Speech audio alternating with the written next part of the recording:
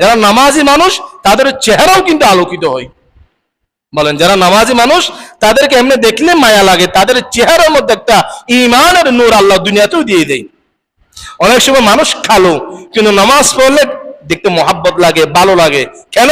ওই যে নামাজের নূর। as-salatu নূরুন, নামাজ হলো নূর, আলো। আব্দুল্লাহ ইবনে উমর রাদিয়াল্লাহু তাআলা আনহুমা থেকে বর্ণিত, ক্বালা রাসূলুল্লাহ সাল্লাল্লাহু আলাইহি ওয়াসাল্লাম আন্নাহু যাকারা সালাতা ইয়াওমা, আল্লাহ রাসূল একদিন সাহাবায়ে কেরামদেরকে নিয়ে আলোচনা করতেছে, নসিহত করতেছে।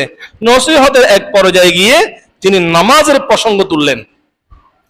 নামাজের প্রসঙ্গ যখন সামনে আসলো, আল্লাহ রাসূল বলতেছেন, মান হাফাজা আলাইহা, যে ব্যক্তি নিয়মিত 5 ওয়াক্ত নামাজ সময় মতো আদায় করবে, খানাত লাহু নূরান ওয়া বুরহানান ওয়া নাজাতান ইয়াউমাল কিয়ামাহ, এই নামাজ 3টা উপকার হবে আপনার।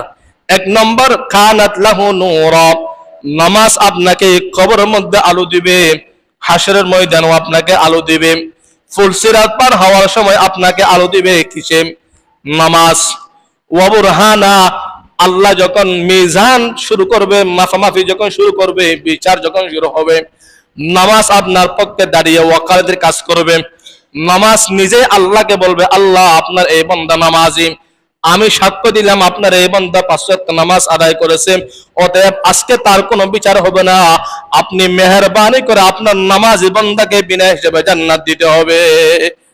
ওয়া নাজাতান ইয়াউমাল কিয়ামাহ, নামাজ যখন আপনাকে আলো দিবে, নামাজ যখন আল্লাহর আদালতে সাক্ষী দিবে, এই 2টা জিনিস যখন হবে, আল্লাহ বলেন ওয়া নাজাতান ইয়াউমাল কিয়ামাহ, আল্লাহ রাসূল বলেন ওই বান্দাকে আর কেউ আটকাতে পারবে না, বিনা হিসাবে জাহান্নামের থেকে মুক্তি পেয়ে আল্লাহ তাকে জান্নাতুল ফেরদৌস দান করে দিবেন। তাহলে 1 নম্বর আমল কি বলেন? 1 নম্বর আমল কি?